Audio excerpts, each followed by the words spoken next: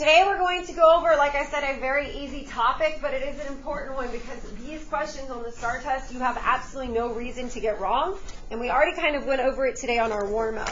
We're going to talk about solving equations when you have variables on both sides. Okay, now after the STAAR test, we're going to focus on solving these by hand because I got to get you ready for Algebra 1. But today we're just going to remember how to do them in our calculator. And we already kind of went over it. But here's your steps right here. Step 1, check your what? We just did it, yes? So everybody look. You don't have to do this, but I want you to watch. If I reset my calculator by hitting second plus 712, what just happened is my calculator was set to its factory settings, meaning it's like brand new, okay? So if I go to Windows, it is reset to exactly where it was before I changed it. The X is only going to go to negative 10, so if I hit graph, everybody look. That's going to negative 10, that's going to what? Positive 10. This is the Y is going to positive 10 and negative 10. So if the answer to an equation, like on our warm-up, was 72, did y'all notice I got an error? Why? The calculator can't see the answer. So the first thing you're going to do is check your windows to make sure they're set big enough. Does it matter what you put in your windows? No. The only thing that matters is the minimum has to be a negative and the maximum has to be a positive. So you can do negative 1,000, positive 1,000. What if the answer is 1,050? Is that big enough? No. Then do negative 2,000, positive 2,000. So you can always look at the answer choices to see where your windows need to be set to. Then go down. This you don't even worry about. That's what it's counting by, a scale of 1. You don't worry about it. Go down to the Y minimum and change it to, and the Y maximum and change it to. So if you would, check your windows just to see what they're set to right now. If they're negative 300, positive 300, that's fine. Just know that if the answers are bigger than that, then you're going to have to go bigger. Okay? Any questions on windows? It looks like you're fine. Everybody good? All right, then it says, step 2, go to Y equals. In Y1, type in the left side of the equal sign. So anything to the left side of the equal sign is going to go in Y1. Anything to the right of the equal sign is going to go in Y2. And we already did this morning. And then it says hit second trace, option 5. So let's talk about that real quick. Everybody, let's go put this equation in. So go to Y equals. How am I going to put in X over 6? So alpha Y equals option 1. Please remember the X is not the multiplication sign. If you push this, you're messing up. This is X right here. Okay, so X over 6, tab out, plus 4. And then alpha Y equals X over 18 plus 3.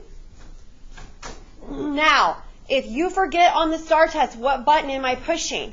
I'm going to teach you. Everybody look above trace. What does it say in blue?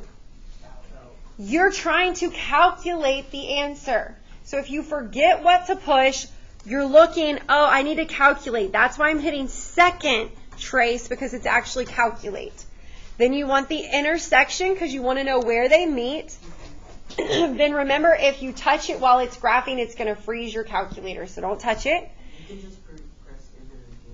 Your answer is not until it says the words intersection. And I wrote that right here. Make sure it says intersection. So enter, enter, enter. There's my answer. X equals negative 9.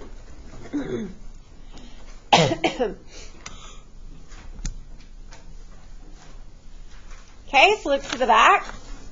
Now let's talk about what if it's a word problem, but we have to solve an equation. And that's kind of what we did on our warm-up this morning too. So let's talk about it.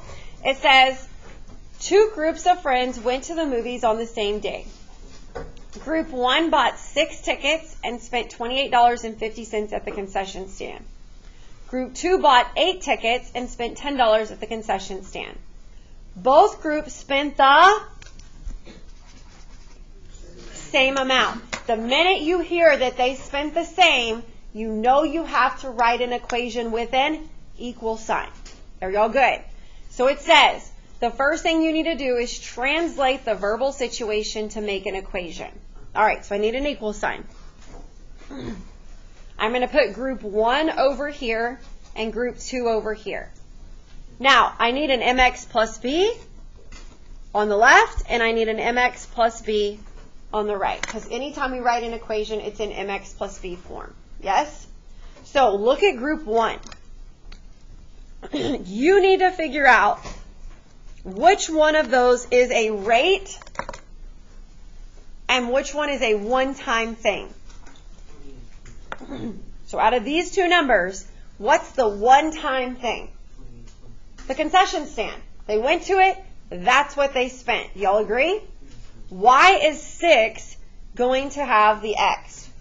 Because it's 6 tickets, and we don't know how much the tickets cost. Yes? So I'm going to write 6X plus 28.50. Did they give you a clue word of per, each, every, or and? They didn't. You had to know that the 6 tickets, and then they told you down here, X is the cost per ticket. And right here was your clue word, each ticket. All right, y'all try to figure out group 2 and put it over here. I should see everybody writing.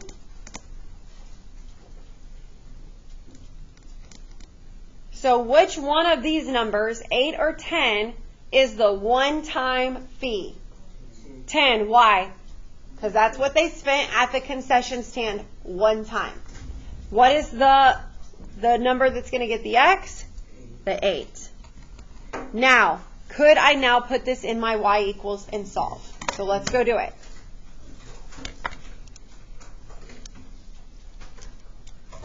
So I have 6x plus 28.50, and I have 8x plus 10. Make sure you get it put in. Now where am I going to go? Second, trace, option 5, wait for it to graph. Enter, enter, enter. My answer is, there's no way that's right. Okay, so I put something in wrong. 6x plus 28.50. Oh, look what I put in. How did I know I was wrong? Let's talk about that. Let's talk logically. What is X representing? The ticket cost. Can a ticket cost negative dollars? So that right there triggered me to say, there's no way what I put in is good. So I went back. Notice I forgot to put the 8 in front of the X. So there was my mistake. So you always have to think logically, like yes, this could be the answer, or no, this could not be the answer. Enter, enter, enter. Now that looks better. Each ticket was $9.25. It can be negative sometimes, though, right? It shouldn't. Like when I'm going to pay for a ticket, they're not going to pay me. The negative would be like they owed me. So it doesn't sound logical. All right, last one. Victoria read the problem above, so she read this and wrote this equation. Is she correct? So let's go see if she wrote it correctly. Tank A contains 1.5 gallons of oil, and Grace is filling it at a rate of 0.8 gallons per minute. So everybody look. Did you hear a clue word?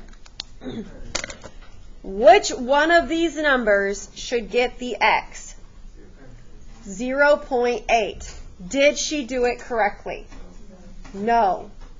She put the rate with the starting amount. So let's fix it. 0.8x plus 1.5. Let's see if she did the other one right. Tank B contains 42.3 gallons of oil. Is that a starting amount or is that a rate? It's a starting amount. Is that a positive number or a negative number? It has 42.3 gallons. That's positive. And what did she put? Negative. So this whole thing's wrong.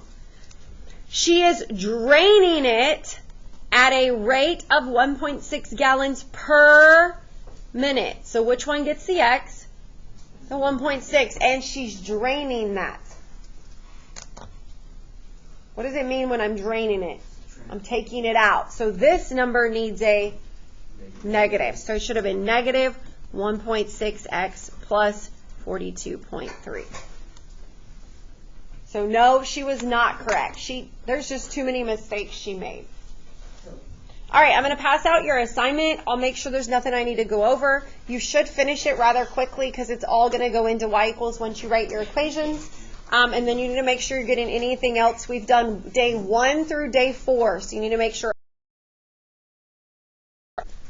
Okay, so be careful on number 4. The first thing you're going to do is solve the equation in your calculator, and then it wants you to use the number line to put your answer. So if the answer is 1, I would shade a little dot on 1. Make sense? All right, if the answer is 1.5, I would shade a dot between 1 and 2. Yes? Okay, on number 7, make sure that you write the equation to represent the left side and the right side before you put it in y equals. And then on the back, you are writing the equation first and then solving it in your calculator.